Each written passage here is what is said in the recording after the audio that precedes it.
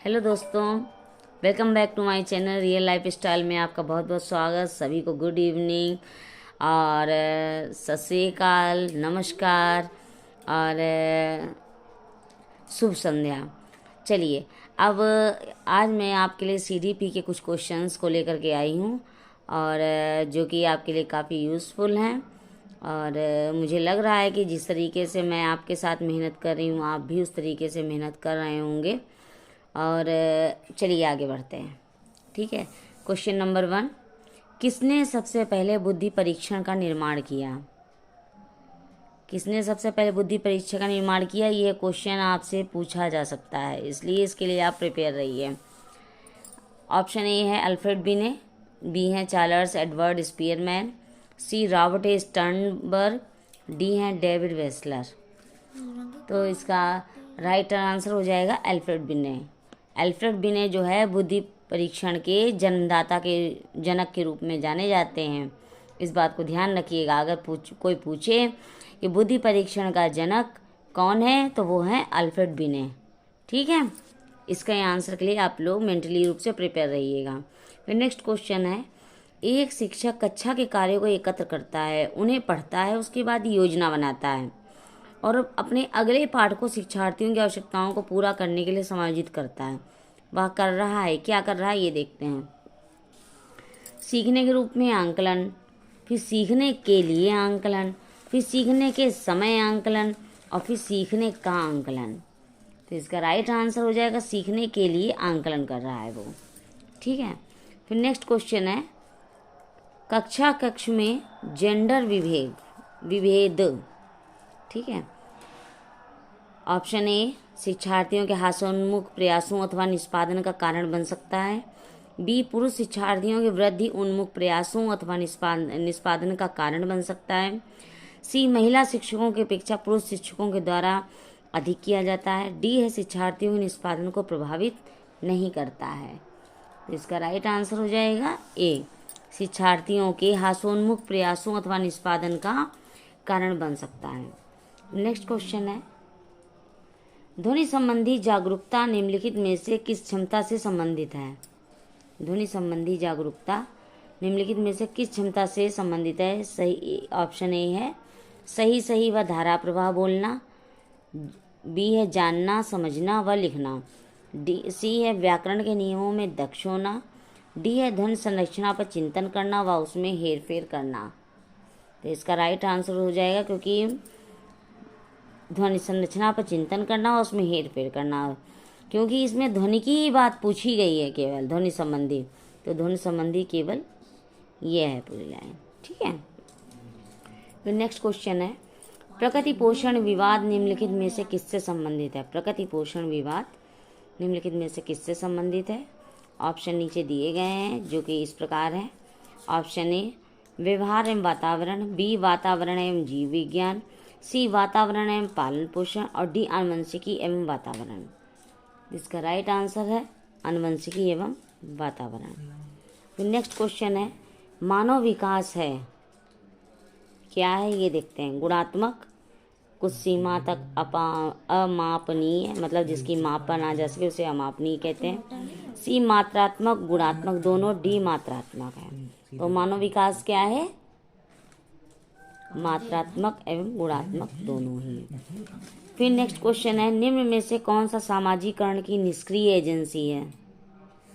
परिवार, eco club, सार्वजनिक पुस्तकालय, स्वास्थ्य क्लब। तो इसका राइट आंसर है सार्वजनिक पुस्तकालय सामाजिकरण की निष्क्रिय एजेंसी है। फिर नेक्स्ट क्वेश्चन है, संज्ञानात्मक विकास निम्न में से किसके द्वारा समर्थित होता है?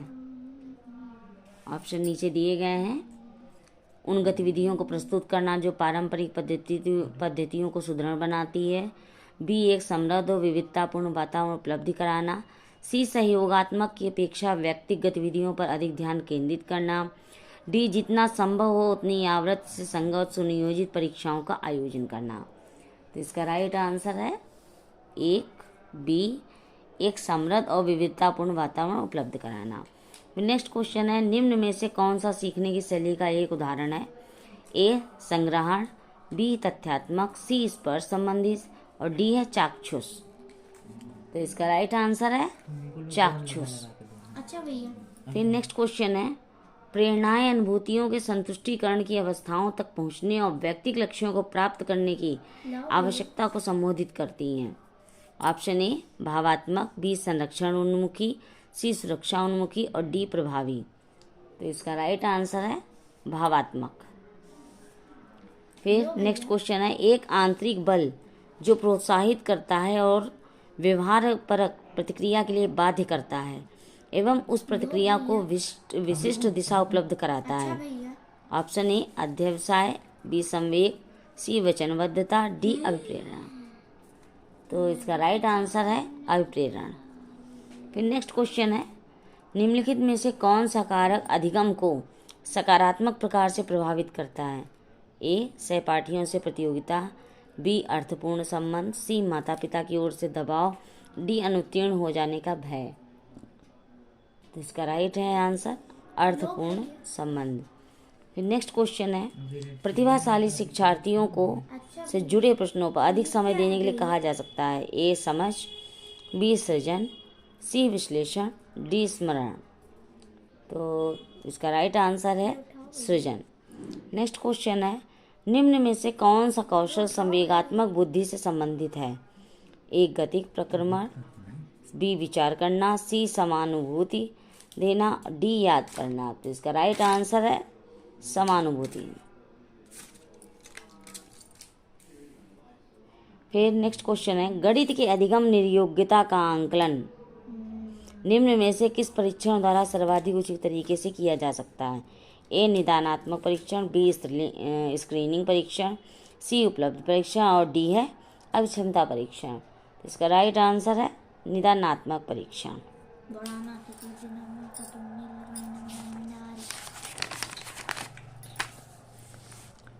फिर 16 क्वेश्चन है, प्रवाहपूर्ण व्याख्या मौलिकता और लचीलापन के साथ संबंधित तत्व है। ए गुण, बी अपसारी चिंतन, सी त्वरण और डी प्रतिभा। तो इसका राइट आंसर है अपसारी चिंतन। नेक्स्ट क्वेश्चन है, सभी के लिए विद्यालयों में सभी की शिक्षा निम्नलिखित में से किसके लिए प्रचार वाक्य हो सकता है? ए समावेशी शिक्षा, बी सहयोगात्मक शिक्षा, सी पृथक शिक्षा और डी है सशक्तिशील शिक्षा। तो इसका राइट आंसर है समावेशी शिक्षा के लिए, क्योंकि कुछ लोगों की ये धारणा है कि समावेशी शिक्षा के लिए वाले बच्चों को अलग से मतलब कक्षाएं संचालित की जानी चाहिए, जबकि ऐसा नहीं होना चाहिए बिल्कुल भी। निम्न में से फिर नेक्स्ट क्वेश्चन है, निम्न में से कौन सी शब्दावली प्रायः प्रेरणा के साथ अंतः बदलाव के साथ इस्तेमाल की जाती है? ए संवेग, बी आवश्यकता, सी उत्प्रेरणा, डी पुरस्कार। तो इसका राइट आंसर है बी आवश्यकता। नेक्स्ट क्वेश्चन है, निम्न में से कौन से स्टर्नबर्ग की बुद्धि के त्रिस्तरीय सिद्धांत का एक रूप है? ए प्रायोगिक, बी संसाधनपूर्ण, सी गणितीय बुद्धि, डी व्यवहारिक बुद्धि। तो इसका राइट आंसर हो जाएगा व्यवहारिक बुद्धि। फिर देखिए यहाँ पर क्या कंडीशन दी गई है इस क्वेश्चन में। क्वेश्चन नंबर 20 है, 1 वर्ष तक के शिशु जब आँख, कान व हाथों से सोचते हैं तो निम्नलिखित में से कौन सा स्तर शामिल होता है? 1 वर्ष तक के शिशु जब आँख, कान व हाथों से सोचते हैं तो कौन सा स्तर शामिल होता है? एक पूर्व संक्रियात्मक स्तर, बी इंद्रिय जनित गामक स्तर, बी सी अमूर्त संक्रियात्मक स्तर, डी मूर्त संक्रियात्मक स्तर। तो इसका राइट आंसर है इंद्रिय जनित गामक स्तर। नेक्स्ट क्वेश्चन है, वाइगोत्स्की के सिद्धांत में विकास के निम्नलिखित में कौन से पहलू की उपेक्षा की जाती है?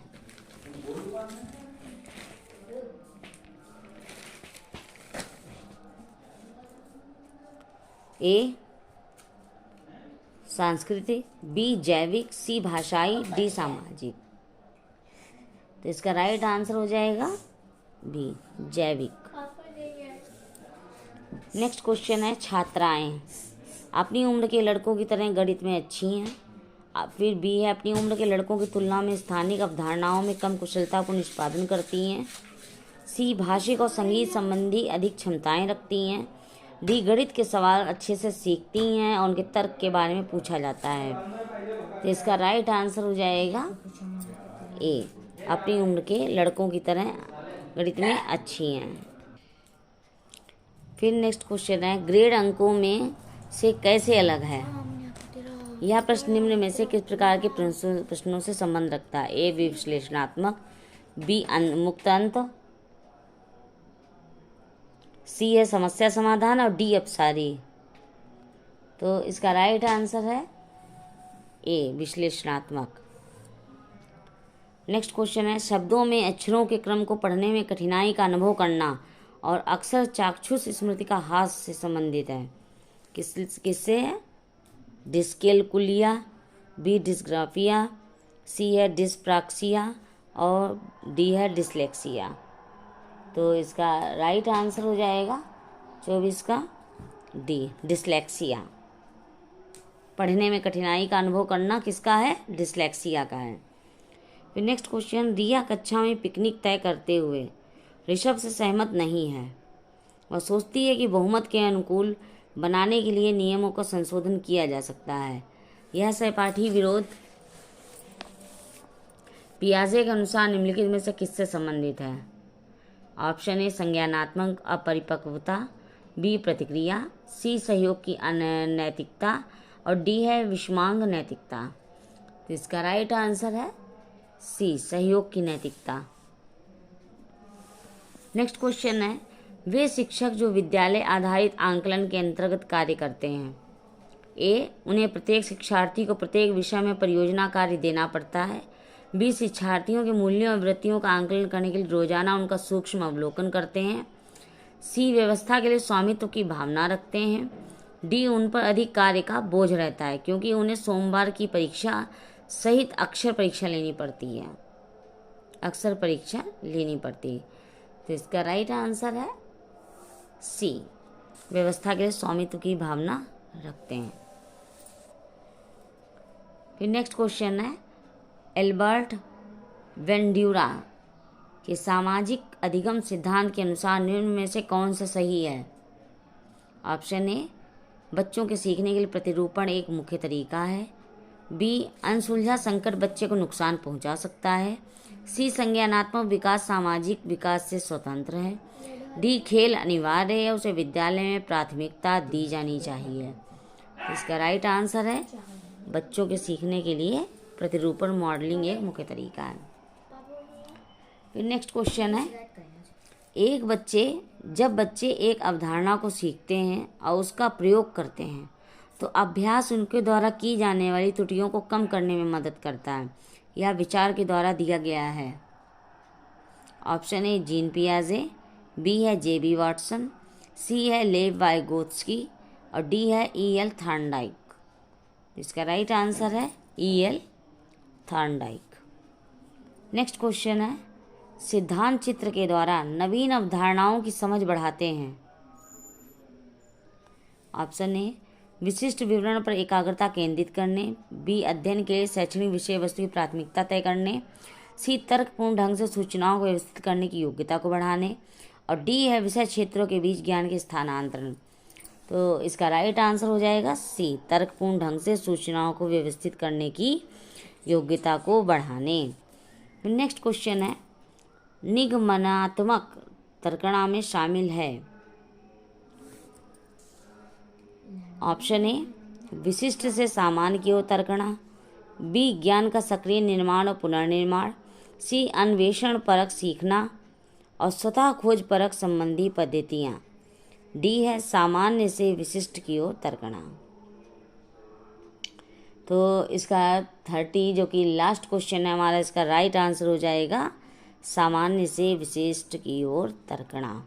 ठीक है दोस्तों, ये रहे आज के आपके सीडीपी के क्वेश्चंस और उम्मीद करते हैं आपको पसंद आएंगे। ध्यान दीजिए दोस्तों, टाइम बहुत कम है आपके पास और मेहनत करिए और जो कुछ भी मैं आपके लिए कर सकती हूँ वो मैं आपके लिए संभव करूँगी और कर रही हूँ। और अगर आपको कुछ लगता है कि इसमें कुछ थोड़ा बहुत और ऐड हो जाए तो आप मुझे बता दीजिए, मैं उसको ऐड कर लूँगी। ठीक है। और कोशिश कीजिए, मैंने बताया जिनके पास टाइम कम है वो लोग वीडियो को कंटिन्यू देखें, बार बार देखें, क्योंकि जितना देखेंगे उतना ही आपको ऐसा लगेगा कि ये क्वेश्चंस मेरे पढ़े हुए हैं, और एग्ज़ाम में उतनी ही आपको कम परेशानी उठानी पड़ेगी। इसलिए आज के लिए दोस्तों बस इतना ही है। कल फिर मिलते हैं सेम टाइम और सेम अपने वीडियो पे। तब तक के लिए ओके, बाय बाय।